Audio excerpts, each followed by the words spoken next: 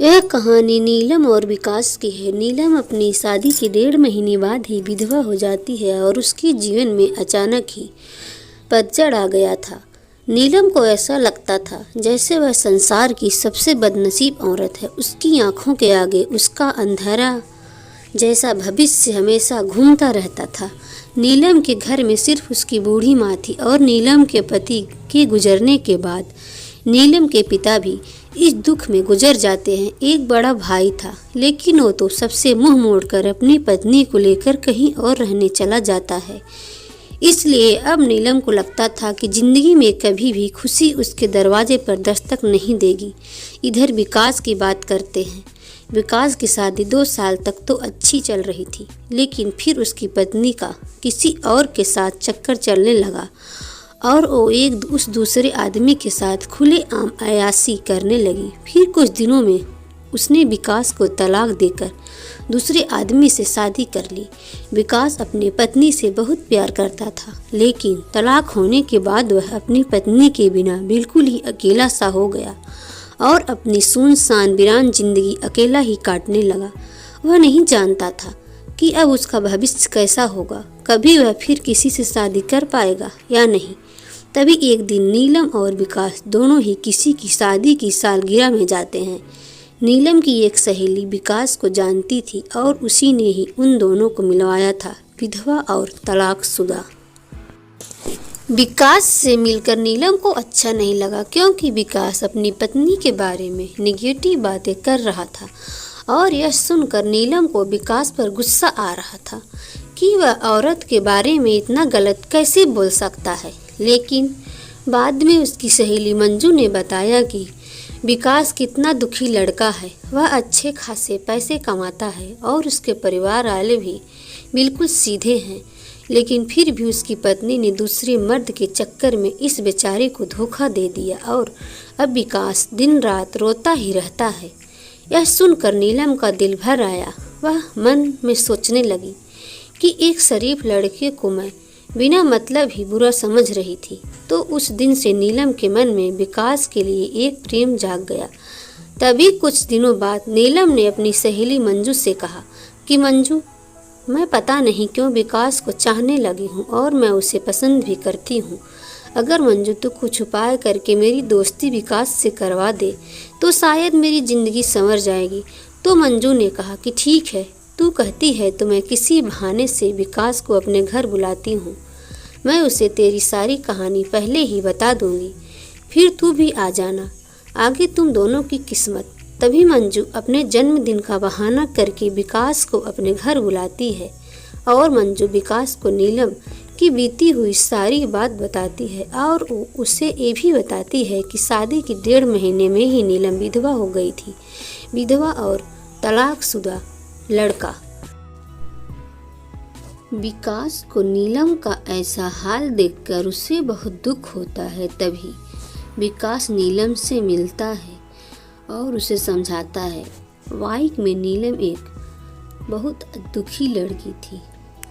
अब विकास ने ये तय कर लेता है कि वो नीलम का सहारा बनेगा। नीलम को ही विकास दिल से बहुत ही पसंद था और दोनों ही बाहर भी मिलने लगे ताकि वो एक दूसरे को सही से समझ सके।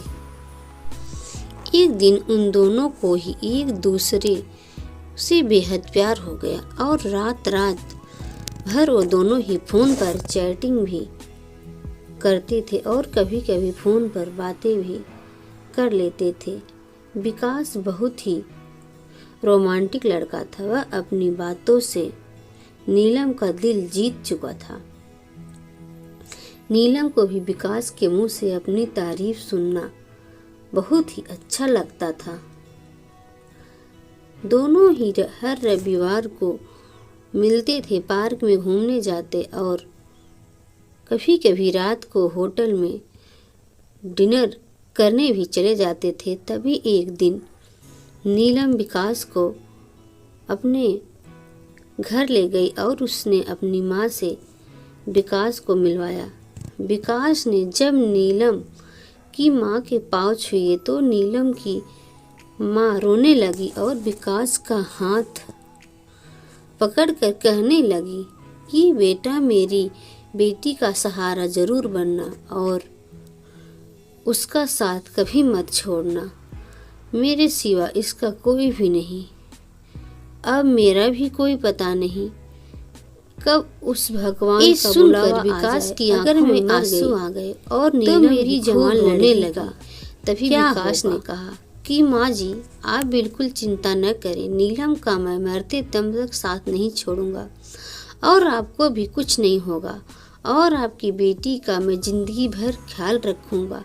इस सुनकर नीलम की माँ और नीलम को बहुत ही अच्छा लगा और नीलम विकास का हाथ अपने गालों पर लगाकर रोती रही। तभी एक दिन दोनों ही पार्क में बैठे थे तो नीलम ने कहा कि विकास, तुम अपने घर वालों से मुझको कब मिलवाओगे? विकास ने बात टाल दी और उसने प्यार भरी बातें करने लगा और कहा, नीलम, मैं तुम्हारे बिल्कुल नज़दीक आना चाहता हूँ, बोलो तुम मुझे अपने करीब कब आने दोगी? लेकिन नीलम विकास को अपने करीब आने से मना करती है, मगर फिर भी वो दोनों थोड़ा बहुत प्यार कर ही लेते थे, विधवा और तलाकशुदा लड़का। तभी नीलम की सहेली मंजू ने नीलम के कान भरना शुरू कर दिए। उसने कहा कि नीलम लड़कों पर इतना जल्दी भरोसा नहीं करते। तू तो सीधी सादी है, विकास को अपनी माँ से भी मिला दी, लेकिन विकास ने तुझे किसी से मिलवाया? कहीं ऐसा न हो कि वो तुझे इस्तेमाल करके छोड़ दे। यह सुनकर नीलम के कान खड़े हो गए और वह सोचने लगी कि कहीं विकास मुझे धोखा तो नहीं दे रहा। उधर विकास ये सोच रहा था कि मैं नीलम को अपने घर कैसे लेकर आऊं। मेरा घर बिल्कुल छोटा सा है और मैं उसे तभी नहीं बताऊंगा कि उसके लिए मैंने एक घर बुक कर लिया है और 50,000 जमा भी करवा दिए हैं और बाकी की बैंक में किस्त बनवा लूँगा। 1 महीने बाद विकास का जन्मदिन था। विकास ने सोचा, मेरे जन्मदिन पर ही नीलम को सरप्राइज दूंगा और तभी नीलम और उसकी माँ को भी घर बुला लूँगा। उसी दिन नीलम से शादी की सारी बात करके उसे सगाई की रिंग भी पहना दूंगा, क्योंकि नीलम के परिवार में कोई और नहीं है, इसलिए सारा कार्यक्रम नीलम और उसकी माँ के सामने ही हो जाएगा। अगले दिन नीलम विकास को फ़ोन करती है और गुस्से से कहती है, तुम अपने घर वालों से मुझे कब मिलवाओगे? विकास फिर से बात को टालते हुए बात को पलट देता है।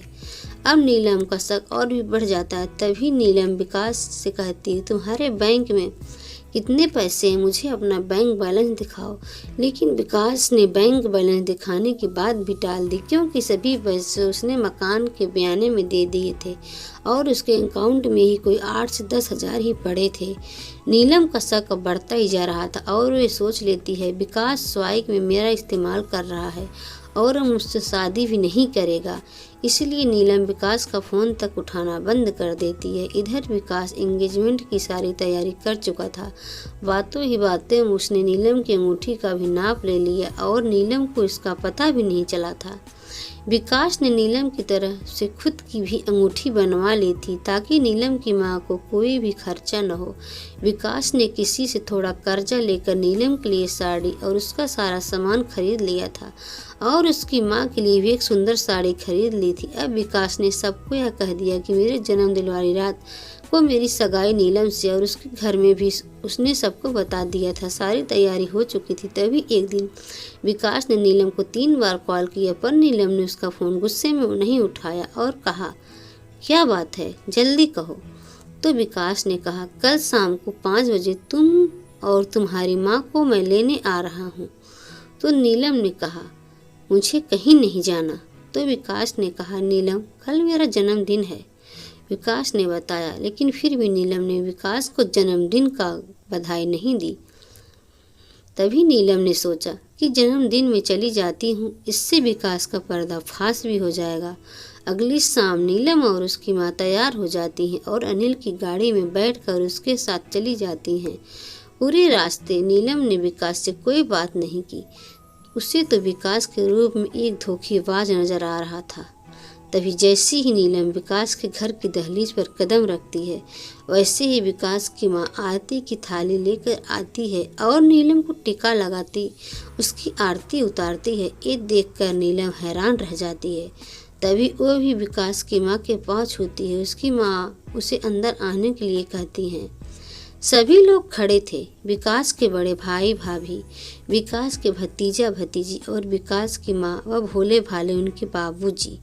सभी लोग नीलम और उसकी माँ का स्वागत करते हैं और बैठने के लिए कहते हैं। अब विकास का जन्मदिन भी बन जाता है। उसके बाद नीलम जाने के लिए कहती है तो विकास की माँ कहती है, बहू तुम्हें जाने के लिए नहीं बुलाया, हमेशा के लिए ही रहने के लिए बुलाया है।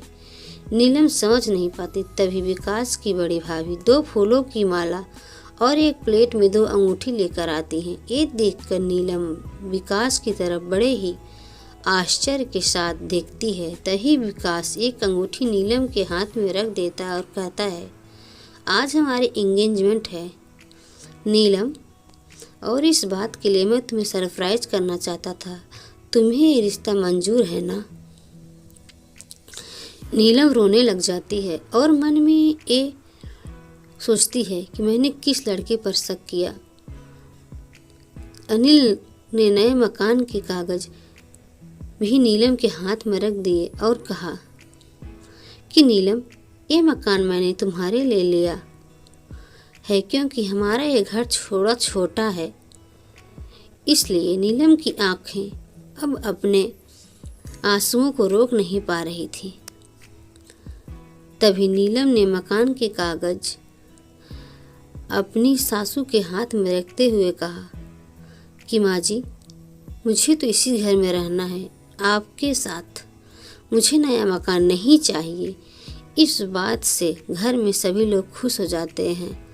तभी विकास कहता है, नीलम तुम्हारी माँ भी हमारे साथ ही रहेंगी, भला वो अकेली कैसे रह पाएंगी। ऐसा करते हैं, जो मकान मैंने लिया है वो पास में ही है, माँ को तुम वहीं शिफ्ट कर दो ताकि तुम अपनी दोनों माँ को संभाल सको। अब सब कुछ ठीक हो गया था। कहाँ नीलम एक शक की वजह से सब खत्म करने जा रही थी। ये गलती उसे बहुत महंगी पड़ने वाली थी, मगर नीलम ने विकास के घर जाकर अच्छा ही किया।